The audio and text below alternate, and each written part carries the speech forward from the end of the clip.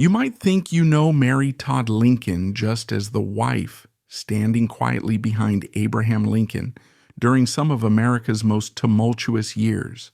But there's a haunting image I'd like you to picture: a petite woman draped in mourning black, roaming the White House halls late at night, desperately calling out for her dead child.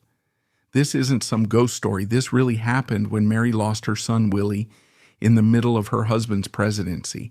It's one of those deeply human moments that reveals how much pain Mary experienced, even as the rest of the country saw her only as the outspoken First Lady. Her life was filled with beauty, heartbreak, rumor, and resilience.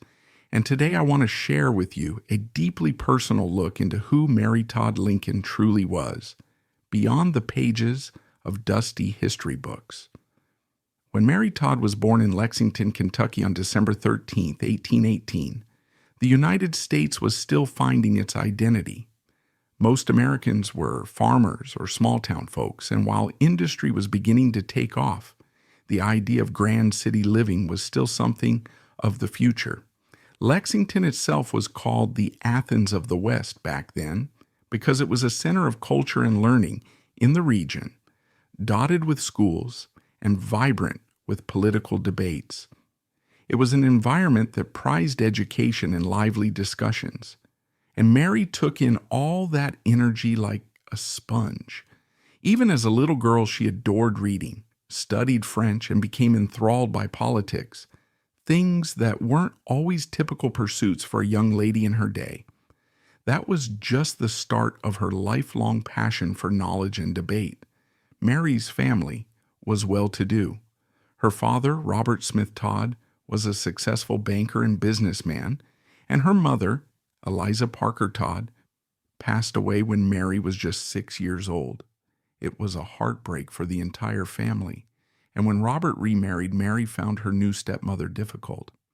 Many say that's when Mary first developed that characteristic sense of longing and insecurity that would follow her into adulthood. She often felt overshadowed by her siblings and misunderstood at home, so she channeled her energy into studying, socializing, and most of all, learning about politics. Some neighbors recalled that as a child, Mary could argue anyone to the ground if she felt she was in the right. That spark, that fiery determination, would characterize her entire life. By the time Mary was in her late teens, she already had a reputation as someone who lit up any parlor conversation. She was a great conversationalist, well-read, and had strong opinions, both about fashion and about the issues of her day. People found her captivating.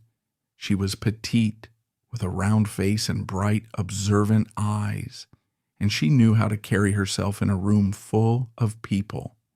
She moved to Springfield, Illinois in 1839 to live with her sister, Elizabeth. Springfield at the time was buzzing with political fervor. It was the new state capital, and a lot of young, ambitious men were flocking there, eager to make their mark. Mary quickly found herself surrounded by suitors. One of them was a tall, lanky lawyer with rumpled clothes, a slightly awkward gait, and an intense ambition, Abraham Lincoln. From the outside, Abraham and Mary didn't seem like the most obvious match. He was shy in social settings, though extremely articulate when making speeches in court or at the state legislature. She was talkative, confident, and came from an influential Southern family. Yet something in Abraham's quiet charm won her over, and something in her fiery spirit sparked his admiration. According to friends, they'd spend evenings locked in deep discussions about politics, about the future of the country, about literature. Sometimes they disagreed passionately, but they shared big dreams and a belief that America could be better. Mary found him genuine and principled, and in many ways, she saw that unique political brilliance shining through, even if he was still a struggling lawyer with ill-fitting suits. They became engaged, and then, for reasons that are still debated, Lincoln broke it off suddenly. Historians offer different theories. He was in a period of deep melancholy himself, or he felt he couldn't financially support her the way she was accustomed to. Mary was heartbroken, humiliated, and furious. But they eventually reconciled, and on November 4th, 1842, they married in a small ceremony at Mary's sister's home. There's a famous story of the wedding day. Mary had apparently invited guests over for a party that evening without telling them it was for a wedding. When they arrived, they were astonished to find Mary and Abraham standing there in their wedding clothes. Whether that's historically precise or a bit of local legend, it captures the spontaneity and boldness of Mary Todd. The early years of Mary and Abraham's marriage were a study in contrasts. They lived in a modest home, and Mary brought her refined taste for decor and entertaining, trying to strike a balance between her southern upbringing and the more rustic reality of Springfield. Money was often tight, they'd argue sometimes, as most married couples do, but there's genuine affection in their letters, especially when Abraham was away on the legal circuit. Over time, they had 4 children, Robert, Edward, Willie, and Thomas. And while Mary was a doting mother who tried to give her children all the love and attention she could, tragedy struck more than once. Edward died in 1850 at the age of 3, likely from tuberculosis. It was a devastating blow that left Mary inconsolable for months, if not years. In the 1850s, as Abraham's political career grew, Mary found a sense of pride and purpose in championing him from behind the scenes. It's important to remember that she was raised in a politically active environment, so she had no qualms about engaging in policy talk. She knew how to network, how to charm people at social gatherings, and how to build alliances. When Abraham Lincoln ran for president in 1860, Mary was right there, planning events, giving strategic advice. Some historians say that even though women at the time couldn't vote, Mary Todd Lincoln's influence in shaping her husband's campaign was significant. She understood media, public perception, and personal image. She also had a network of acquaintances stretching from her old Kentucky ties to the social circles in Illinois.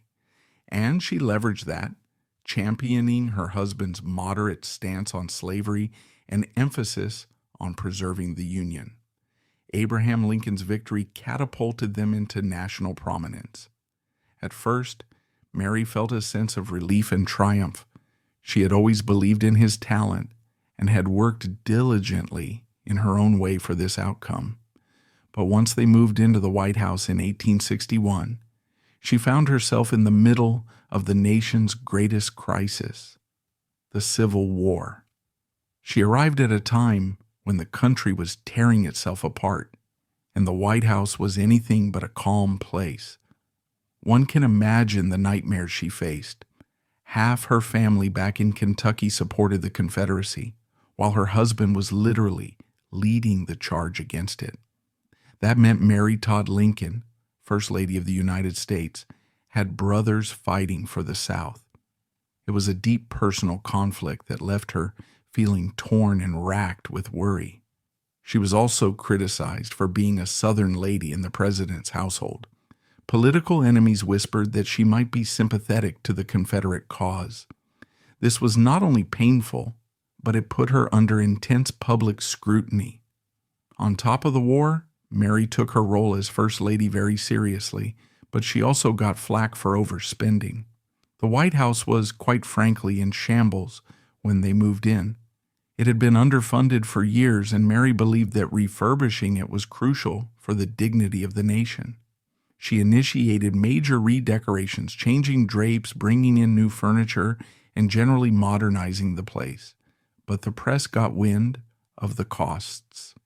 Soon there were headlines screaming that the First Lady was wasting money on frivolities, while soldiers were dying on battlefields. Mary had a taste for the finer things. She loved clothes and jewelry, and she did indeed spend more than some felt was appropriate. She justified it by saying the president's household needed to match the grandeur of other heads of state. but many Americans saw it as offensive at a time when the country was suffering. Then came one of the deepest sorrows of her life, the death of her son Willie in 1862, right there in the White House. He was only 11 years old, and he fell ill, likely from typhoid fever. Abraham and Mary tried everything. Doctors came and went. But Willie slipped away. The loss was devastating. From that point, Mary was plunged into a profound grief that many say she never fully escaped. She stopped attending social functions. She dressed in mourning black. She'd walk the halls calling Willie's name, sometimes convinced she could still hear him. She even invited mediums and spiritualists to the White House, trying to contact her lost child. Abraham, too, was racked with grief but had to keep functioning as president. Meanwhile, Mary descended deeper into despair, isolated and, some might say, psychologically vulnerable. People gossiped about her behind her back, calling her superstitious or mentally unstable. But we have to remember, losing a child is one of the hardest blows any parent can face, and Mary lost more than one in her lifetime. As the war continued, Mary's popularity sank. Her alleged extravagance, her Southern roots, her emotional outbursts, and her well-known temper all became fodder for the newspapers. White House staffers leaked stories about her scolding them over trivial matters. Senators complained that she tried to interfere in political appointments. She was even accused of secretly tipping off Confederate spies, though no real evidence ever surfaced to support those allegations. It was a tense environment, and Mary at times did little to quell the rumors. She could be sharp-tongued when provoked, but there were also moments of compassion. For instance, she frequently visited hospitals to bring flowers and food to wounded soldiers. There are first-hand accounts of her kneeling beside the beds of wounded men, comforting them, writing letters for them, and shedding real tears at their suffering. Finally, in April 1865, the war was nearly over, and Mary must have felt that a better life was just on the horizon. Abraham had just delivered his second inaugural address, and there was a renewed sense of hope in the air. On April 14th, Good Friday, Mary and Abraham went to Ford's Theater to see a light comedy called Our American Cousin. After all that turmoil, it was supposed to be a night of relaxation and celebration. You can imagine Mary's excitement. She was holding her husband's hand, whispering in his ear, giggling at the actors on stage, and then the unthinkable happened. John Wilkes Booth slipped into the presidential box and shot President Lincoln in the head. Mary screamed. She watched in horror as her husband slumped forward, mortally wounded. Abraham was carried across the street to a boarding house where he passed away the next morning. Mary's entire world shattered in those terrifying moments. What followed was a kind of grief that words can barely convey. Mary had lost her husband, the love of her life, and the father of her children in one brutal stroke. The national outpouring of sorrow was immense, but Mary was not equipped to handle the public gaze while she was in such a raw emotional state. She had to pack up and leave the White House, returning to private life as a widow in mourning. And that's when things took another turn for the worse. Without the protective shield of being First Lady, she found herself more exposed to criticism. She worried constantly about finances. Although Abraham was president, the Lincoln family's personal savings weren't vast, and Mary's spending habits had gotten out of control. She started selling off some of her dresses and jewelry in secret to settle debts. This only fueled more rumor and gossip. One of the saddest chapters of her life was when her surviving son, Robert Lincoln, orchestrated what we'd now call a mental competency hearing in 1875, claiming Mary was unable to manage her own affairs. Robert said he was worried about his mother's erratic behavior, her paranoia, her constant fear that she was being robbed, her delusional beliefs that she was on the brink of poverty. Historians still debate whether Robert's motives were purely out of concern or if he was also trying to protect the family reputation and finances. Regardless, Mary was declared insane by a jury, despite vehemently insisting she was of sound mind, and was confined briefly to Bellevue Place, a private sanitarium in Batavia, Illinois. This event would traumatize Mary even further. She felt utterly betrayed by her son, the one child left who should have stood by her side. Eyewitness accounts from that time describe Mary as agitated, tearful, and terrified that she'd never be released. She wrote letters to her friends, begging them to help her. With the assistance of her sister Elizabeth, and after a further evaluation, she was eventually released in 1876. Not long after, she left the United States and traveled around Europe, partly to escape the humiliation she felt at home. She spent considerable time in France and other parts of the continent. While she was abroad, there were occasional newspaper snippets about her health or rumored sightings, but she mostly lived quietly, haunted by memories of her past and continuing to grieve her lost husband and children. In 1879, a second trial deemed her fully competent, which in some ways was a moral victory. But Mary's health continued to decline in the following years, both physically and mentally. Headaches and spinal issues plagued her, and she was often bedridden. By 1880, she had returned to the United States and was staying in Springfield with her sister, Elizabeth. She lived in a somewhat recluse-like state, rarely seeing the visitors, though she still sent letters to close friends, and occasionally received them. Those letters display a profound sense of loneliness and a lingering sense of betrayal over what she called her unjust captivity. Mary Todd Lincoln died on July 16, 1882, at the age of 63. The official cause was a stroke. She passed away in the same house where she had married Abraham 40 years earlier. The news of her death drew mixed reactions. Some people remembered her as the First Lady who spent too lavishly, or as the emotionally unstable wife who had to be locked away. Others offered sympathy, recalling the multiple tragedies she'd faced, including the violent death of her husband and the loss of 3 children. In the years that followed, her story was mostly overshadowed by the monumental figure of Abraham Lincoln. She was relegated to a minor footnote in his epic narrative, which is a shame, because her journey encapsulates so many complexities of that era: loyalties split between North and South, the role of women in society, mental health stigmas, and the heavy toll of war on individual families. As time passed, people began to reevaluate Mary Todd Lincoln's role in American history. Some historians pointed out that she was extremely intelligent and politically astute at a time when women weren't allowed a direct voice in government. She influenced the conversation behind closed doors, helping shape the White House's image during a defining period in U.S. history. Others emphasized her personal tragedies and recognized the strain that losing 3 sons and a husband would place on anyone's mental well-being. It's now known that Mary suffered from migraines, depression, and what we might today classify as post-traumatic stress, exacerbated by the constant glare of public scrutiny and the horrors of civil war.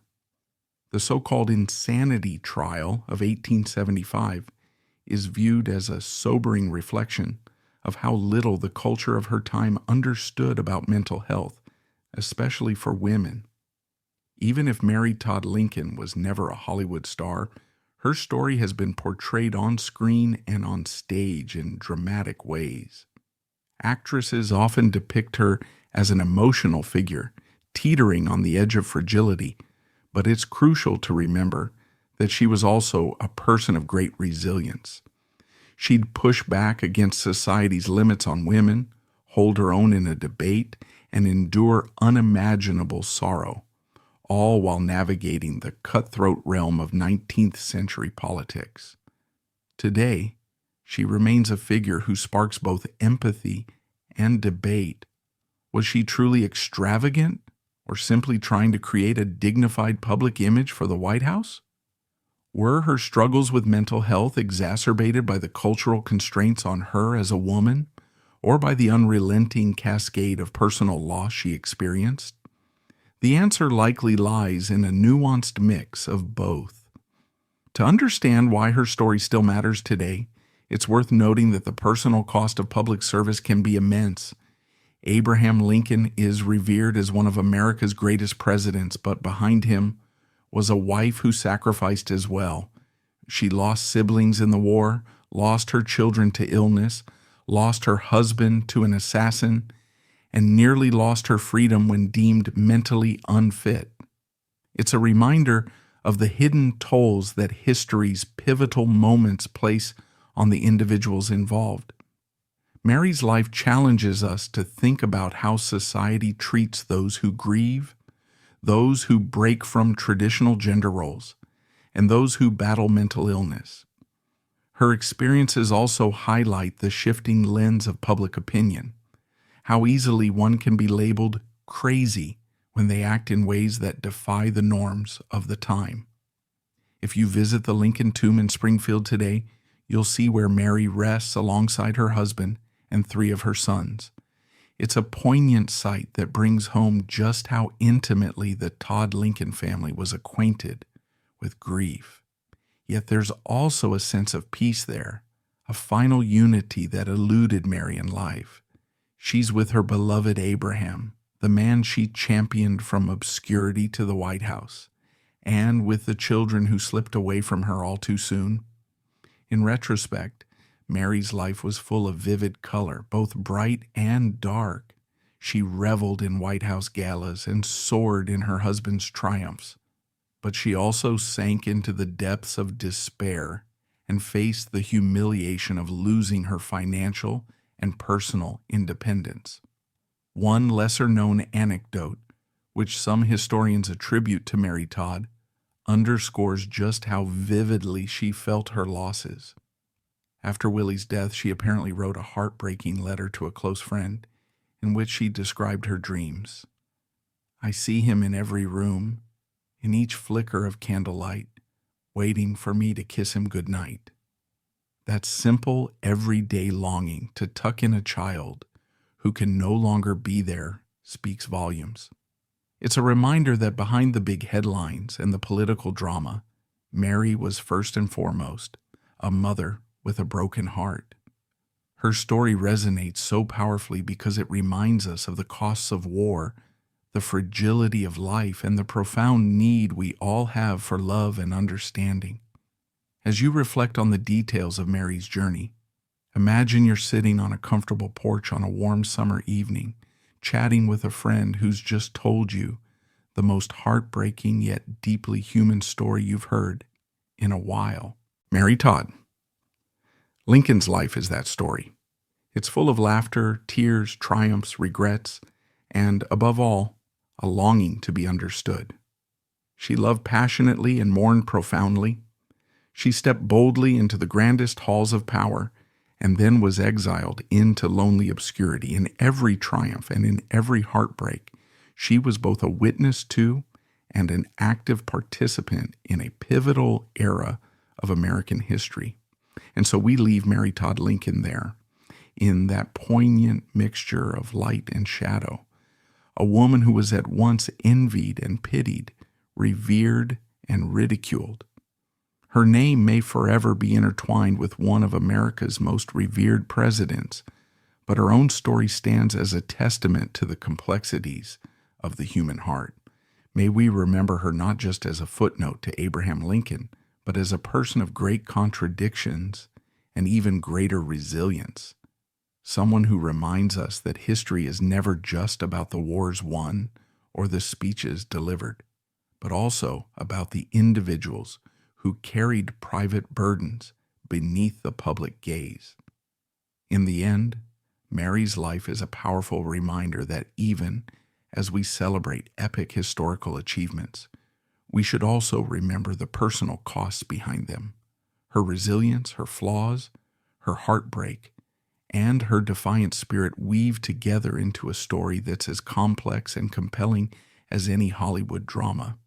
But in her case, it was all too real. That reality, with all its pain and triumph, is what continues to captivate us today. So that's all for today's video. If you like this video, hit that thumbs up, let us know your thoughts in the comments section, and subscribe so you won't miss out on future uploads. See you next time.